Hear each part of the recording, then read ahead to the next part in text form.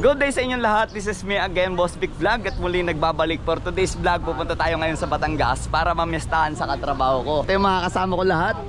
Lahat mga katrabaho kasama yung mga backride na misis. San Isidro, San Luis, Batangas. Hindi pa ako nakapamiesta doon. Ikaw, first time mo? Ngayon pa lang. Ngayon pa lang.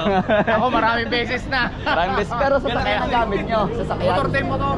Motor train. Isang beses na kami nagsasakyan. So ako ngayon lang ako makapunta. Bablog natin yung papunta ron. Saka yung pagkain doon siyempre, di ba? Kakain na! So ito na, gear up na kami. Ilang motor kami? 1, 2, 3, 4, 5, 5. Tapos may tatagpuin pa kaming isa doon sa Tagaytay. Katrabaho din namin yan. Alright, so andito na kami sa ride. Si Arnel, isa, nasa harapan. Tapos ito si Benz, mag-asawa ni Carding Sungkit. At saka si Marlon Añano, mag-asawa rin. Si Carding Sungkit, ito yung pangalan niyan, Alvin Meca. Katamtaman lang to, yung dami ng motor. 5 kami. Tapos may isa sa Tagaytay na tatagpo. Ito ang ating spearhead, si Arnel, mag-asawa. May ADB, hindi dinala. Si Meca, bagong PCX. Ito, Kalax to. Tanda na to. Si Benz naman. At saka si Marlon, mag-asawa. Tulay ng Kalax yan. Parang paikot lang kasi papaganon yung Kalax eh. Diretso pala to ng Daang Hari. Ang tawag dito ay open canal. So itong tinatahak namin ito, ang tawag dito ay Arnaldo Highway. Hindi ko lang alam kung ang lugar na to na nakakasakop ay General Trias. Napakalawak na daan na to. Tapos mapapansin nyo, maputi pa, bagong gawa yung ibang portion. At mukhang gagawin pa tong espalto. Ang ganda siguro nito kung magiging espalto. So ang dulo nito hanggang doon ay papunta ng Governor's Drive. Itong kalsada na to, pag kumaliwa papunta ng Dasmariñas. Tapos pag kumana naman papunta ng General Trias. At pag dinidiretso mo to ay ang labas nito ay Naik. Ito ang isa sa pinakamalawak na kalsada dito sa Cavite. Governor's Drive. Ma-traffic and then may stoplight. Dito sa Macdo, ang tawag dito ay Manggahan. Dire-diretso pa rin yan papuntang Naik. Tapos ito pababa. Dito naman pag kumaliwa ka papuntang Tagaytay na, Amadeo yan. 13 Martires papunta rin doon. Pag pupunta kang Kaibiyang pwede din dito. So unahin natin yung mga kasamahan natin. Dahil tayo mamaya ay magwawalwal sa ulihan. Papaiwan tayo tapos hahabol tayo para malaman natin itong performance ng ating raider mula nung Marimap. Tingnan natin kung mararamdaman ko yung pagkakaiba, kung may inilakas ba siya. Nag-remap nga pala nito, shout out sa Chargedworks doon sa may Rizal. Pag i-winace nyo naman Chargedworks, yun lang talaga ang lalabas eh.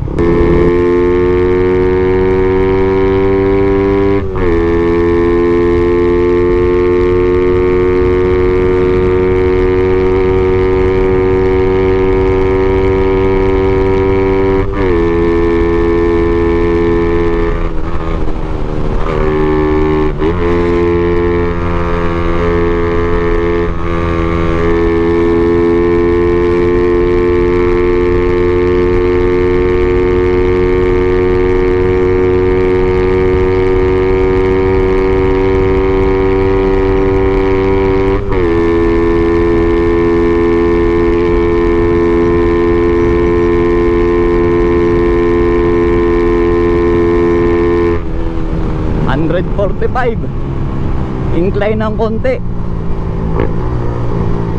Ang lakas. Suabe na yun sa narimap lang na tono, di ba? Pero stuck. Bukod sa open pipe, ayan, siyempre makikita nyo naman TRC ang aking ginagamit. Nandito na tayo sa Tagaytay. Ito yung ating motor. Ang gamit nga pala nating gulong ay yung Bistire. Meron itong bulkit dito eh, pero pwede pa naman. Medyo may kanipisan na rin. Ayan oh, flash. Laging may nagtatanong dito sa sukat ng gulong ko. Ito yung size 1890 by 17 na Bistire. So same lang naman to ng stock yung lapad nito na tinanggal ko. Nagpalit lang talaga ako ng brand na Bistire kasi nga ito yung ginagamit ko since day 1. Tapos ito mapapansin nyo, yung mga accessories ko lahat yan TRC yan oh. Mula dito sa T-post pababa mags, disc brake, itong gamit natin na exhaust. Ito lang oh, nawala sa align, napabilis yung takbo. Kasi iisa yung tornilyo. Okay lang yan. Mamaya ako na ayusin doon sa Batangas. Nasa Robinson Twin Lake daw yung katrabaho ko.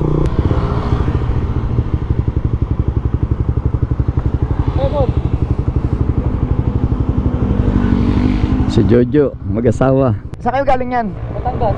Batangas? Saan sa Batangas? Ha? So andito na tayo sa Robinson Market, Twin Lake. 1, 2, 3, 4, 5, 6. Oh, naging 6 na tayo. Nagustuhan ko ang performance ng pagkakaupo ko rito sa TRC na flat seat. Ayan oh. Ang ganda pa, parang nakaarong ganun yung etiketa niya na rubber oh. Ganda. Sarap upuan. Although manipis yung niya, yung foam niya, pero akma-akma naman sa pet ko eh. Masarap gamitin. So nandito tayo sa Tagaytay. Hindi pa ako nakakaramdam ng pangangawit ng puwet. Usually sa mga nagmumotor, yun talaga ang unang daing eh, kapag ganitong flat seat. Medyo ganun kasi siya yo, akmang-akma. Ang ating nga palang gloves ay Sphinx na gloves. Ang ganda. Game! Nadagdagan na kami ngayon. 1, 2, 3, 4, 5. Tapos pang-anim ako, di ba? Suwabe. Hindi pala Lemer yung pupunta namin. Bali San Luis, Batangas, Barangay San Isidro. Nakarating ako dun sa bahay niya. Bahay ng nanay pa niya, si Polly Valderrama, nung burol ng tatay niya. Tagal ng panahon yun. Hindi ko alam kung ilang taon nang patay ang tatay nun. Pero yung araw ng piyesta, hindi pa talaga ako nakakapunta. Ngayon lang. Alright, approaching na tayo at parating na tayo ng Fantasy World. Ito yung main entrance. Papapicture tayo dun sa una-unahan. Hindi ko maalam kung open na sa public to, pero napakaganda eh, di ba? Pipicture lang kami, tapos iinom ako ng buko na ayun. Oh, sarap. Dahil nandito tayo sa Tagaytay, hindi pa tayo nag-aalmusal. Bili tayong taho. Ayun oh. Tama na kuya yan. Matamis na arnibal. Pero masarap yung arnibal eh.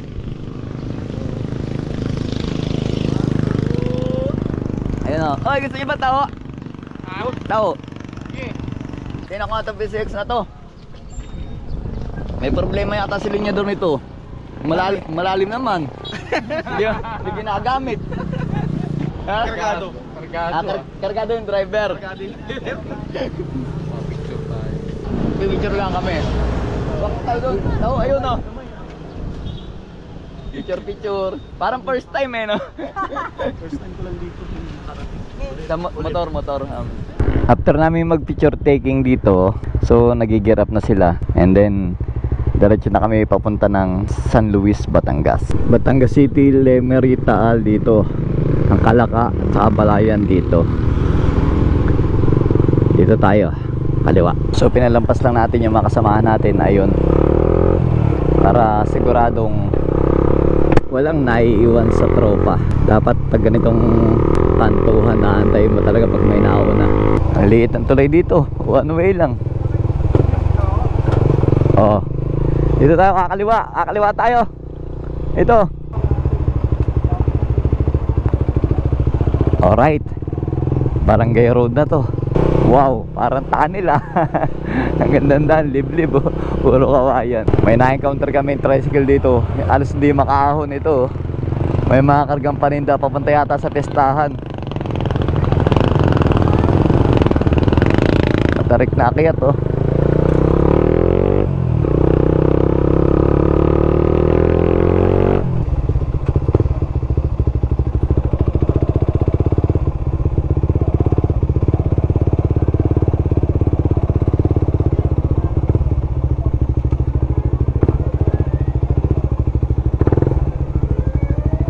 Ito yung bahay niya, maganda oh. Alright, nakarating din. Ang ganda ng Carena helmet natin. Nandito na tayo sa Batangas dahil pesta.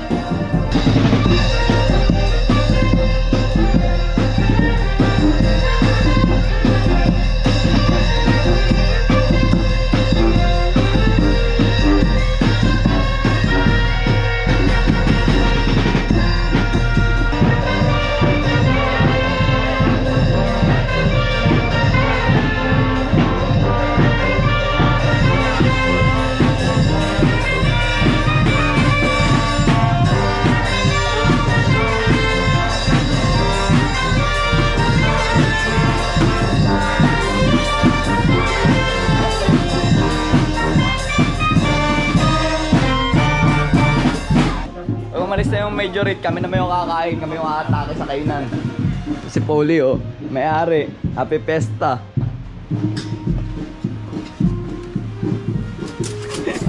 Daming pagkain, oh. Sarap Punta na kayo ito. sa mga inay. Doon, lumampas nga eh. Hindi nila alam yung bahay eh. Naaamoy ko, ito Pero na yun dito eh. kayo dumaan. Oo, dyan. Napaligid na nga kami dyan eh. Ganda ang bahay ni Polly, oh. Ang laki pa sa likod. Di abe. Oo, yun ah. Ang lawak na yung lupain. Ay, baling, hay baga.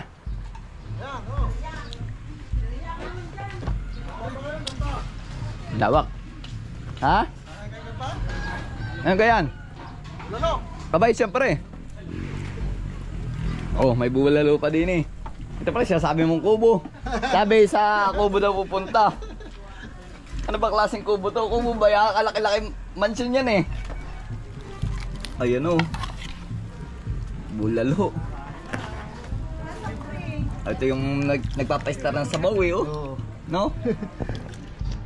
Dito na kami lahat, kumakain na. Yung kinuha ko, tigko konti lang pero marami. Ito yung bulalo. Ayan po, nag-i-star yung sabaw. Yari. Yari yung may blood yan. Ayan, enjoy namin ang pagkain namin. Sama-sama kaisa, kahit manisino pa man, lahat ay di magkainali, ganyan ka na sana. Ayan, maraming salamat sa mag-asawa ni Polly. Ayan, naka-gray na yan. Ayan, o, diba? Simula doon kila Polly, pumunta muna kami rito para bumisita sa nanay niya. Itong bahay niya, o, ang ganda. Dumating ako dito dati 2012 pa, so 13 years na hindi ako nakaparito. Hindi pa ito ganito dati. Ang ganda oh. Ganda ng bahay talaga dito sa probinsya sa Batangas. Pauwi na kami. Dito ko natatapusin ang vlog ko. Maraming salamat at nakapagpiestahan kami ng masaya kasama ang mga tropa at sa katrabaho. Ride safe everyone.